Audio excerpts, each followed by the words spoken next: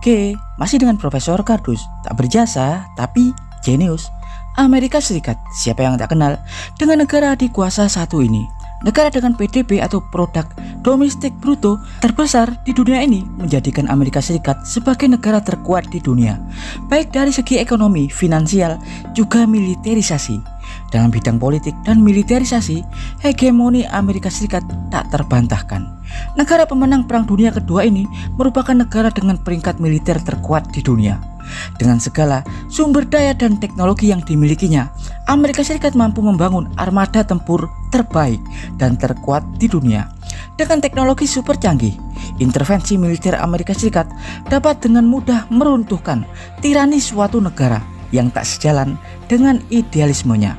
Sebut saja Uni Soviet di era setelah Perang Dingin. Diketahui sejak era berakhirnya Perang Dunia Kedua, Amerika Serikat tercatat telah menginvestasikan ribuan triliun US dollar untuk mengembangkan fasilitas, instalasi, industri, dan sistem persenjataan terpadu dari 3 matra, laut, udara, dan darat, bahkan antariksa.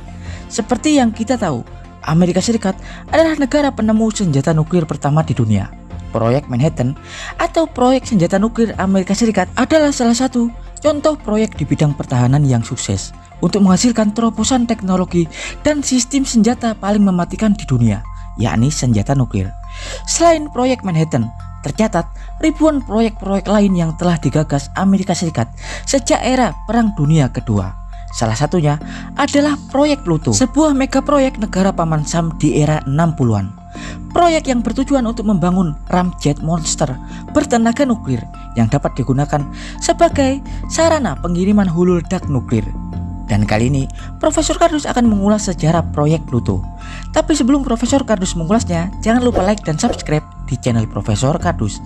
Tak berjasa tapi jenius untuk mendapatkan informasi dan notifikasi-notifikasi terbaru dari sudut-sudut bumi dan sudut-sudut alam semesta lainnya. Ya, Pluto Project atau Proyek Pluto adalah program pemerintah Amerika Serikat untuk mengembangkan mesin ramjet bertenaga nuklir untuk digunakan sebagai mesin rudal jelajah besar yang dapat digunakan untuk mengirimkan hulu ledak nuklir jauh sebelum penggunaan triad nuklir, yakni pesawat atau bomber nuklir, kapal selam nuklir, dan ICBM nuklir. Pada era 60-an, Amerika Serikat pernah mencanangkan untuk membangun sebuah ramjet bertenaga nuklir yang nantinya akan diinstal pada perangkat rudal jelajah besar yang akan digunakan untuk pengangkutan dan pengiriman hulu ledak nuklir antar benua. Rencana mesin ramjet nuklir akan digunakan sebagai pemberi daya untuk rudal SLAM atau Supersonic Low Altitude Missile, rudal ketinggian rendah supersonik.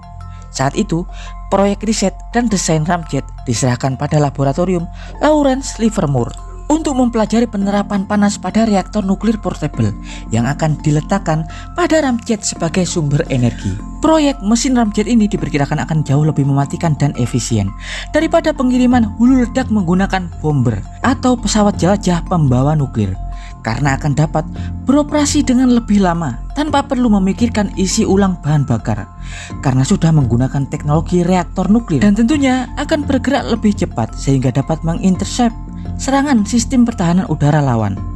Selain itu, ukuran rudal berbasis ramjet ini diperkirakan dapat mengakomodasi banyak hulu ledak nuklir dengan kapasitas hingga 23 ton dengan daya hingga 1 megaton per hulu ledak, dan pastinya akan jauh lebih akurat. Hingga riset pun berjalan dengan lancar ketika para tim Project Pluto mampu menciptakan reaktor nuklir berdaya sekitar 600 MW, sebuah reaktor PWR portable dengan bahan bakar campuran uranium atau MOX yang diperkaya dengan 2 prototipe reaktor ramjet dengan kode Tori 2A dan Tori 2C.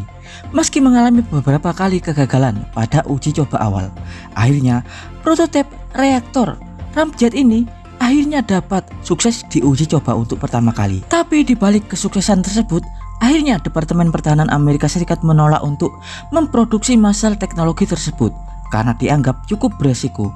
Mereka menganggap teknologi seperti ini akan memprovokasi Rusia untuk menciptakan teknologi serupa. Selain itu, roket ini dianggap terlalu bising dan sangat memekakan telinga dengan menghasilkan suara sekitar 160 desibel. Hal itu membuat roket ini mudah terdeteksi. Meski roket diketahui bergerak dengan kecepatan supersonik, suara panas tersebut diakibatkan dari energi dan panas yang dihasilkan sebesar 1700 derajat Celcius yang keluar dari nozzle. Selain itu, roket ini sangat mencemari lingkungan karena menghasilkan emisi radioaktif yang terlalu tinggi. Hingga pada 1965 proyek ini pun benar-benar dihentikan. Meski faktanya prototipe ramjet berhasil diuji coba. Selain masalah pencemaran dan kebisingan yang dihasilkan, kelangsungan proyek ini juga ditenggelamkan oleh munculnya teknologi ICBM atau Intercontinental Ballistic Missile yang diketahui jauh lebih efektif, cepat, dan lebih murah daripada harus menggunakan reaktor nuklir sebagai sumber energi. Ya, dan berikut adalah sekilas informasi tentang proyek Pluto Amerika Serikat. Profesor Kardus dari sisa prototipe ramjet Pluto mengabarkan